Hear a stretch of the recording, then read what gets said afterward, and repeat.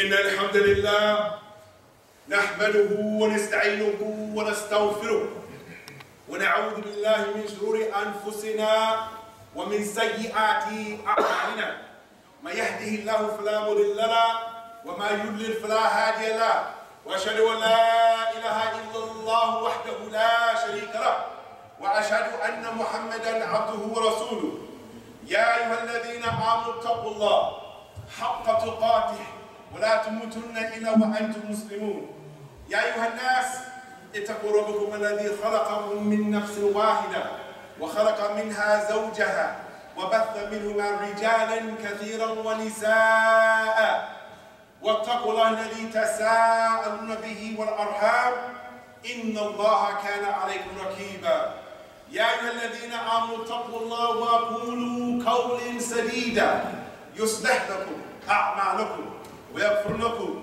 ذنوبكم ومن يطع الله ورسوله فقد فاز فوزا عظيما. أما بعد فإن أصدق الحديث كتاب الله وخير الهدى هدى محمد صلى الله عليه وسلم وشر الأمور محدثاتها وكل محدثة بدعة وكل بدعة ضلالة وكل ضلالة في النار. Verily all the praise and all of the glorification and all of the magnification, it is due to Allah and Allah alone. And I publicly, I inwardly, and I outwardly declare and attest and profess that there is no one that deserves to be worshipped as a deity except for Allah subhanahu wa ta'ala. And I publicly bear witness to the fact that the final messenger that was sent to guide mankind from the darkness into the light was Mustafa al-Amin, better known as Abu Qasim alayhi wa salatu wa taslim. The final messenger, ya ikhwan, he gave us so many, ya ikhwan, beautiful, beautiful legacies for us to live up to. And when we look at the situation, ya ikhwan, in the light of the Hayat al-Muslimin and how we live in these days, there is an important message, inshallah ta'ala, that every Muslim needs to comprehend and understand, especially living in the times right now. If you're listening to the media and you're watching the TV. So the message that I have today, brothers, is if you're extreme, then you can't play on my team.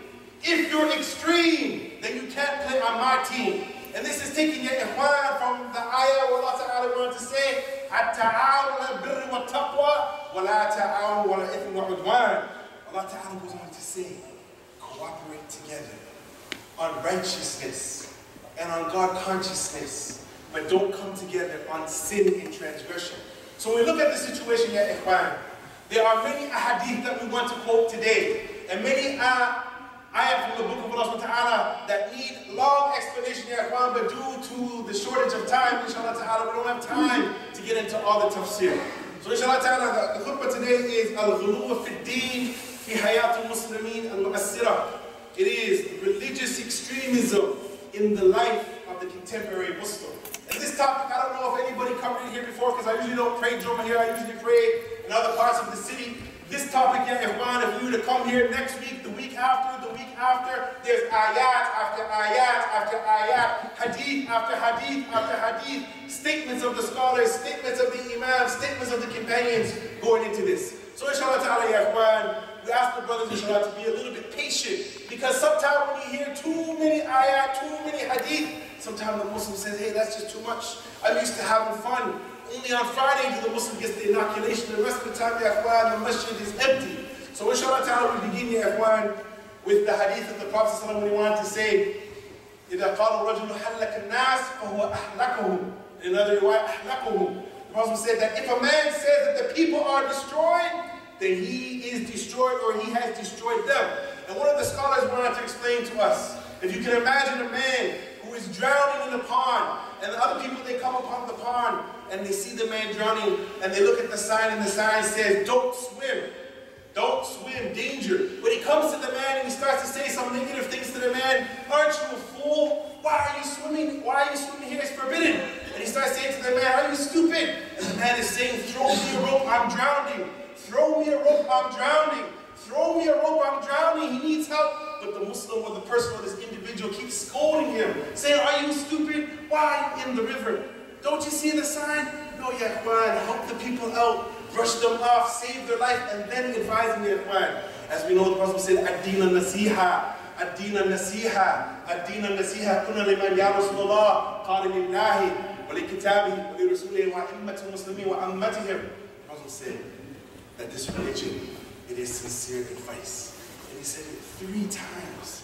He said to the book of Allah, to his messenger, and he said to the general masses of the Muslims, and even the imams can get advice, ya ikhwan. And as we know, ya ikhwan, that if you're easy going with the people, people are willing to listen, but your approach, ya ikhwan, is the thing that is turning off the people's hearts. Allah Ta'ala went on to say, La yukallifu Allahu nafsan illa wus'aha. And many of the Muslims, they have a misunderstanding of this verse. As you know, ya ikhwan, that Allah, He does not burden a people with what they can't bear. The shoulders that are on my shoulder and the feet that are on my legs, they are able to deal with the things Allah Azza wa Jalla has packaged for me. But I cannot judge anybody else on what they're going through and look at their situation, because everybody has a different burden. Also the Prophet went on to say, Inna ad-deena yusrun wa lan yushadda ad-deena ahadun illa ghalabahu fasaddidu wa qarribu. Verily, this religion, ya ikhwan, it is easy. No one overburdens himself in the religion except that it overcomes him. So seek the path that is straight and come close, ya ikhwan. So when we look at this situation, ya ikhwan, in the time of the Prophet ﷺ, there were some people that were from amongst the people who claimed to follow the Prophet ﷺ. And one of them, when he heard about the Prophet ﷺ and his worship and how he lived, they started to scoff at it and said, you know what? I'm not going to fast all the time. Another one said, I'm not going to marry women. And the other one said, that they're going to pray all night long, thinking that they can do better than Rasulullah sallallahu alaihi wasallam. You have to be an ignorant imbecile if you think that you can get closer to Allah Azza wa Jalla than the Messenger of Allah sallallahu alaihi wasallam. You have to be an ignorant imbecile. That there's people, and as a new Muslim coming from Christianity, I've heard people tell me before that their sheikh, he gets knowledge from amongst the 7 heavens and he flies up and he flies to Mecca every night. You have to be an ignorant imbecile to believe that somebody has more intellect, or they have more knowledge, or they're closer to Allah Azza wa Jalla than the Messenger of Allah sallallahu alaihi wasallam. Now I'm coming from a religion here, with my whole family, they worship Isa and Maryam. You come into Islam, as I went to Egypt and I see with my own eyes, it's not something that I heard. I went to a masjid in Egypt in a place called Tabta, where the people were making sujood. We're talking about a Muslim country. They were making sujood to a person named Sayyid Badawi. And they were bringing him food. And when I looked at this, and then I asked, is the grave in the masjid? They said, yes, it is. I said, then it's not permissible to pray in this place, because this is not a masjid of Allah where people are making dua to Allah alone. Extremism in the religion. We find, ya akhwat, that the Prophet said, Ahabbu ad-din ilallah al-hanafiyyah samha. And we wish, ya akhwat, that the ulama could come and give you some beautiful understanding of this hadith of the Prophet. The Prophet went on to say that the most beloved religion to Allah Azza wa Jalla, it is the religion that is true monotheistic worship, and it is the most easiest and tolerant. We find, ya akhwat, some years ago in one of the masjids, where a new Muslim brother who was from the Rastafarian religion, he took his shahada the night before. He came into the masjid with dreadlocks down to here. And some Muslims that are a little bit overzealous, they looked at him after the prayer and they said, Astaghfirullah, Astaghfirullah. You look like a kafir and you're in the masjid, Astaghfirullah, get out of the masjid. This brother just learned how to pray the day before. This brother just learned how to make wudu.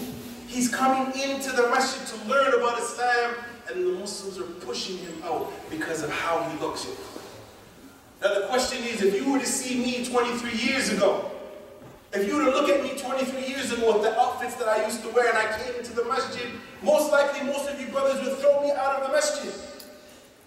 But it would have been a hard time for you to get me out of the masjid back then, because I was solid muscle back then.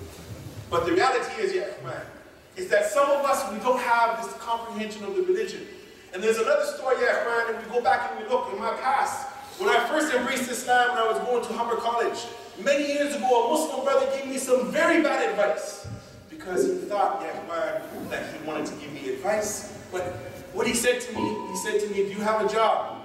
I said, yes, I have a job. He said, well, Where do you work, brother? I said, I work at the Liquor Control Board of Ontario. Now, I just accepted Islam 3 months into my Islam, not knowing what halal is, not knowing what haram is, not knowing anything. And the brother said, Astaghfirullah, Astaghfirullah. If you continue to sell alcohol, you will go to the hellfire. Now, a person who just embraced Islam, they don't want to go to the hellfire, ya ikhwan. So what did I do?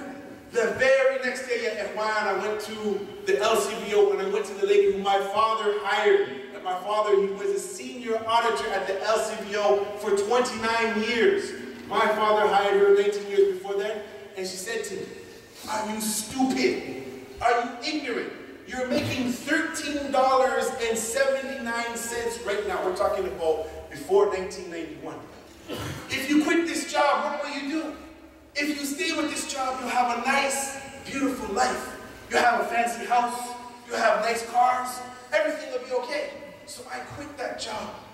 And the very next day, I went and I told my father, after my father working at the LCBO for many years, I said, Father, I've quit my job at the LCBO, trying to get closer to Allah. My father said, get out of the house. You're an extremist. Now that same brother that gave me advice, Sheikh Ikhwan, did he say, come live with us, me and our great Muslim family? This is a brother who's half of Quran. This brother, he didn't say to me, do you need some food to eat? Do you need some help for your school, to continue schooling? Wallahi, the brother didn't give me any help. The advice he gave me at Quran, it crippled me for many years. People think that we come from nothing. People think we are from amongst the first people from our family that were coming back to Islam after Islam being stolen from both sides of our family through the Native American roots as well as the Jamaican roots, were the first people who come back to Islam. And if the Muslims knew this principle, and this is a principle, Yahweh, and especially the Arabs, they need to teach the non-Arabs. Because the brothers that know the Arabic language, they have access to the scholars, and they have access to the books. Wallahi, ya ikhwan, from amongst Ahlul Arab, you're not doing your job teaching the new Muslims Islam. And this is a burden that is on your neck. We find in the scholars, they have this principle, and this is from Al-Qawaid al-Fiqhiyya al-Khamsa Kubra, where there's the science of al-Mashaqqatu at-Tajribu at-Taysir, that hardship facilitates ease. Hardship facilitates ease. So yeah, if we're people that we facilitate things for the people, we'll find that our religion will become very easy. And this is why the Prophet ﷺ said in a very beautiful hadith, which is collected in Imam Muslim, in his Sahih, where the Prophet went on to say, Inna Allah lam yab'athni mu'annitan wa la muta'annitan, walakin ba'athni mu'alliman muyassira. The Prophet went on to say, Allah did not send me as someone causing hardship on the people, or one who seeks out the mistakes of the people. But Allah sent me as a teacher and one who brings ease to the people. And this is why the Prophet went on to say, I have not been sent except for to establish the good character, ya ikhwan. And this is something, ya ikhwan, that we are lacking as a ummah. That how we deal with our brother and we deal with the sister. Sometimes, ya ikhwan, I been getting complaints all across the city. The sister, she came without hijab. The brother, he came without a beard. They're mocking Islam, ya ikhwan. First of all, you have to win the people's hearts. Then you have to win the people's minds. Then you have to win the people's soul, ya ikhwan. And it's not going to come with repugnant, bad behavior, ya ikhwan. You have to, first of all, smile at your brother. Ask him, how's he doing? How is she doing? Is everything okay? Is everything okay? Have a job? Are you married? Find out about the condition of the brother, because many of us are fine. We say, Kef halek, but wallahi, we don't even mean it. Wallahi, we don't even mean it. And there's a new trend where I've met people that are profound with Quran, people who speak the Arabic language, people who've known Islam for 1,000 years. I say to them, Assalamu alaikum. What do they say? Kef halek. Mashallah. Alhamdulillah. You're Muslim and you don't know how to give the salam. So where's our brotherhood? If you can't return my salam, then I'm afraid maybe you're going to steal something out of my wallet. Or maybe you're going to speak about me or my family. Yeah, we can't be extreme in how we deal with the people. Allah Ta'ala wanted to say, La ta'budu fi dinikum, advising the people from Ahl Kitab not to be extreme in the religion, but also us, ya ikhwan. We find, ya ikhwan, that the youth these days, they're not respecting the elders, and the elders, they're not respecting youth. The Prophet said, Laysa minna that he is not from us who does not have mercy on the youth and he does not respect the elders. So it goes both ways, showing the balance, ya ikhwan, as this whole religion is based upon balance. And we find, ya ikhwan, where the Prophet ﷺ, when he said in another hadith, was collected in Ahmed, وَإِيَّاكُمْ وَغُلُوَ فِي الدِّينِ فَإِنَّمَا حَلَكَ مِنْ كَانَ قَبْلَكُمْ بِغُلُوَ فِي الدِّينِ. He said, beware, be warned of extremism in religion. That there was a group of people before, the thing that caused them destruction was that they were extreme in how they practiced the religion. And in another narration, the Prophet was able to say, Halaka, and he said this 3 times, that are destroyed those who are extreme. And the scholars went on to say, Yahman, that this extremism is extremism in their words and extremism in their actions. So look at us, Yahman. When we come to the masjid, are we being harsh on the Muslims? Yahman, 5 days a week, people are chasing after hayat al-dunya. Their lives are very difficult. They may have problems at home. They may have problems back in their countries. When they come to the masjid, this is their only time to come and to forget what's going on in the rat races. You see the cars are running up and down. The people, they come to the masjid to get closer to Allah. So when they have some friction with their brothers and they start to fight, or they have some issue, or they have some problem, or if some of the Muslims, they bring their issues here, they bring their adha. One of the brothers, he came one time and he complained, and he said, the brother, he smells like smoke, and this brother, he smells like onions.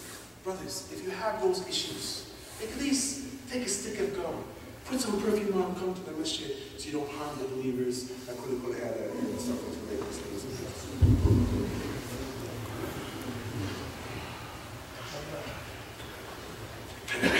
Alhamdulillah Rabbil Alameen.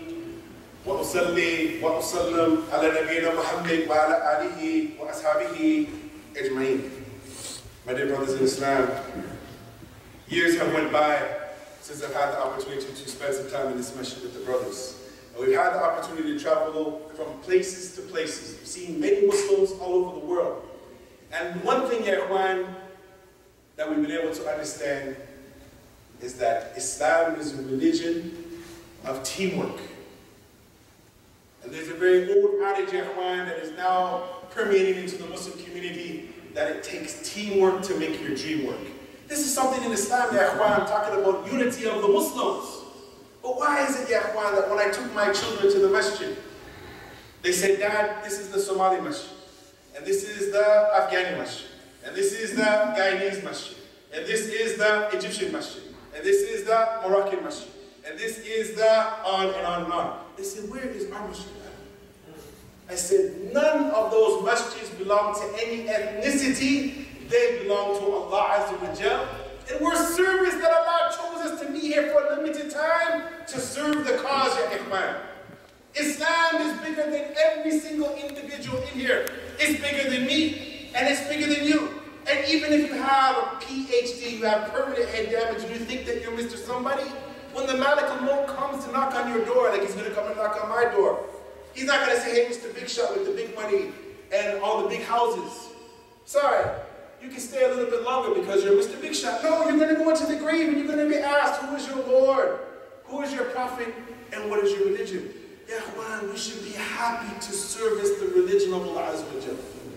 I'm telling you, brothers, the darkness that I was in many years ago, as I bumped into some people that I know from Jahiliyyah recently, still in the clubs, still selling drugs, still chasing women. And wallahi, ya ikhwan, if you look at me, and I'm not in the best shape, if you look at some of those people, wallahi, it's like life has been sucked out of them. The amount of drugs and pollution, and the amount of alcohol, and the amount of all kinds of dalala that they're in compared to what we have, ya ikhwan. We are so fortunate to have Islam as our religion. But ya ikhwan, sometimes we take it for granted, ya ikhwan. One of the brothers, he made his Hajj 10 years ago. And after he made his Hajj, he said, Alhamdulillah, I've reached the highest level. I've memorized the Quran, and I've made my Hajj, so now I'm going to start to tour around the world, which actually might be permissible. But he started to mix with some people who were away from Allah Azza wa Jal.